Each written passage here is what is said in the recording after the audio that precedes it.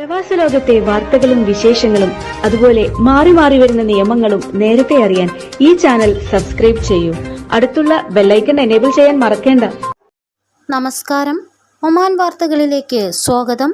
ഇന്ന് ആഗസ്റ്റ് 30. പ്രധാന വാർത്തകൾ. അടിയന്തരമായി O പോസിറ്റീവ് ഗ്രൂപ്പ് രക്തം ആവശ്യമുണ്ടെന്ന് സെൻട്രൽ ബ്ലഡ് ബാങ്ക് അധികൃതർ അറിയിച്ചു. ഈ വിഭാഗത്തിൽപ്പെട്ടവർ ബൗഷറിലെ ബ്ലഡ് ബാങ്ക് ആസ്ഥാനത്തെത്തി രക്തം ദാനം ചെയ്യണമെന്നും അധികൃതർ ആവശ്യപ്പെട്ടു. ദാതാക്കളുടെ എണ്ണത്തിൽ ഗണ്യമായ കുറവുണ്ടായതിനാൽ എല്ലാ ഗ്രൂപ്പുകളുടെയും രക്തം ആവശ്യമായിട്ടുണ്ട്.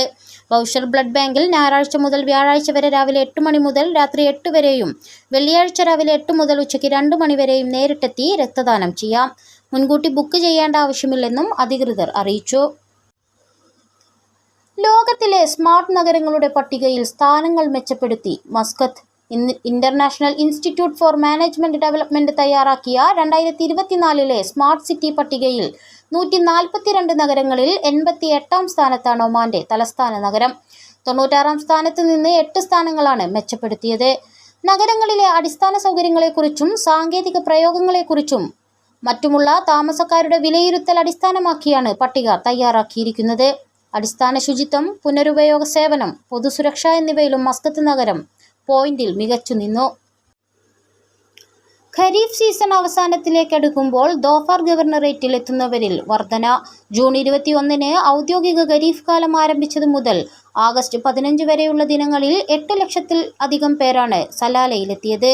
കഴിഞ്ഞ വർഷം ഇതേ കാലയളവിനെ അപേക്ഷിച്ച് സന്ദർശകരുടെ എണ്ണം 10.3% വർധന രേഖപ്പെടുത്തിയതായി ദേശീയ സ്ഥിതിവിവര കേന്ദ്രം കണക്കുകൾ വ്യക്തമാക്കുന്നു. ഇളം കാറ്റും ചാറ്റൽ മഴയും നിറഞ്ഞ പ്രകൃതി വിസ്മയം അവസാന നാളുകളിലേക്ക് കടക്കുകയാണ്. സെപ്റ്റംബർ 21 ഔദ്യോഗികമായി സീസൺ അവസാനിക്കുന്നത്. ഇതോടെ ഖരീഫ് കാല സഞ്ചാരികളുടെ വിവരശേഖരണവും അവസാനിപ്പിക്കും. സീസൺ അവസാന ആഴ്ചകളിൽ എത്തുമ്പോൾ അടുത്ത ദിവസങ്ങളിൽ കൂടുതൽ സഞ്ചാരികൾ എത്തുമെന്നാണ് അധികൃതർ പ്രതീക്ഷിക്കുന്നത്. ഖരീഫ് കാലത്തോടനുബന്ധിച്ചൊരുക്കിയ സലാല ഭക്ഷ്യമേളയ്ക്ക് നാളെ വിരാമമാകും. സലാല സൂക്ക് ഷാത്തി അൽ ഹഫയിൽ ഈ മാസം 22 ആരംഭിച്ച മേളയിൽ ആയിരക്കണക്കിന് പേരാണ് ദിനം പ്രതിയെത്തുന്നത്. വാരാന്ത്യ അവധിയായതിനാൽ അവസാന ദിനങ്ങളിൽ ഭക്ഷ്യവിഭവങ്ങളും കലാപ്രകടനങ്ങളും ആസ്വദിക്കാൻ നിരവധി പേർ മേളയിലെത്തുമെന്നാണ് കരുതുന്നത്. നിരവധി ഭക്ഷ്യ സ്റ്റാളുകളിലായി 100 കണക്കിന് രുചിവൈവിധ്യങ്ങൾ സന്ദർശകർക്കായി ഒരുക്കിയിട്ടുണ്ട്. ട്രക്കുകളിലും സ്റ്റാളുകളിലുമായി ഭക്ഷ്യവിഭവങ്ങൾ പ്രദർശിപ്പിച്ചിരിക്കുന്നത്. ചെറുകിട ഇടത്തരം ഭക്ഷ്യ സംരംഭകരുടെ വേദി കൂടിയായി ഭക്ഷ്യമേള മാറി. വീടുകളിൽ ഭക്ഷണമൊരുക്കുന്ന സംരംഭങ്ങളും 10 ദിവസം നീണ്ടു നിൽക്കുന്ന മേളയുടെ ഭാഗമാകുന്നു. പ്രമുഖ ഒമാനി ഷെഫുമാരും സ്ഥാപനങ്ങളും അവരുടെ ഭക്ഷ്യോൽപ്പന്നങ്ങൾ സന്ദർശകർക്കായി അവതരിപ്പിക്കുന്നു.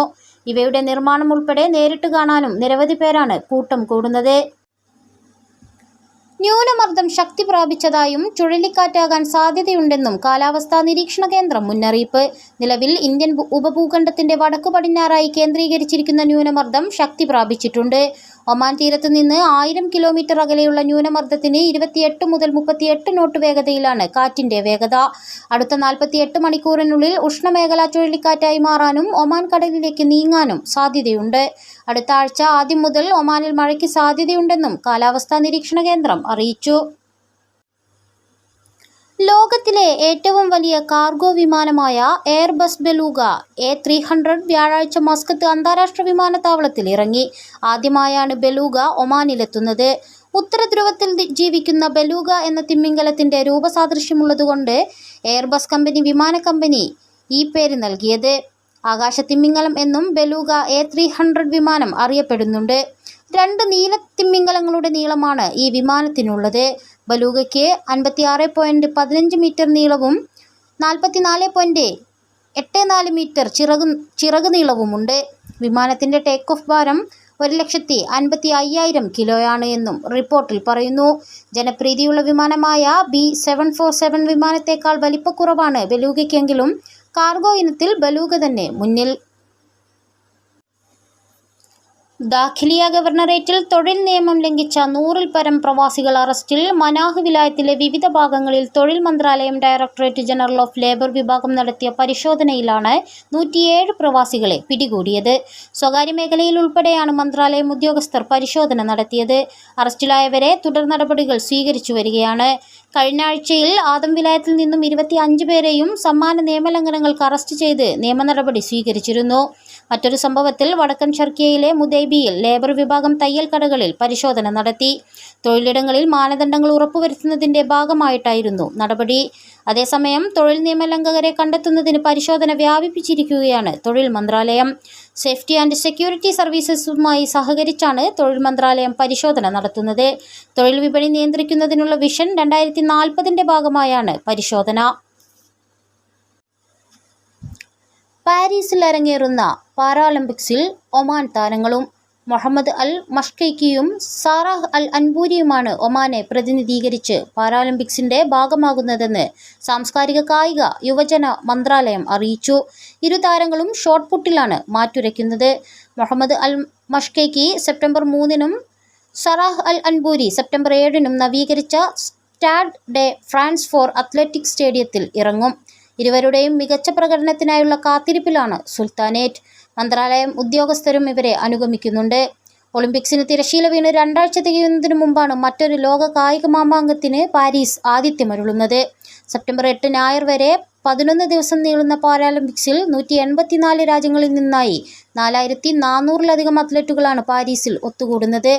നഗരത്തിലെയും അതിൻ്റെ പ്രാന്തപ്രദേശങ്ങളിലെയും 18 വേദികളിലായാണ് മത്സരങ്ങൾ.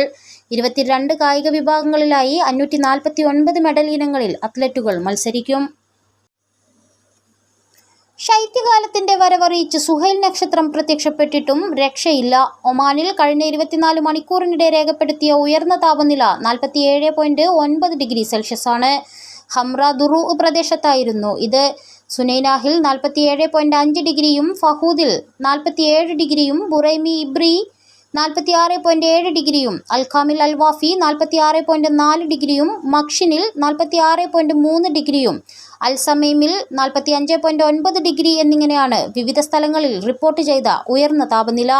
ഈ പ്രദേശങ്ങളിൽ കഴിഞ്ഞ ദിവസങ്ങളിൽ 45 ഡിഗ്രി സെൽഷ്യസിന് താഴെയായിരുന്നു താപനില എന്നതും ശ്രദ്ധേയമാണ്.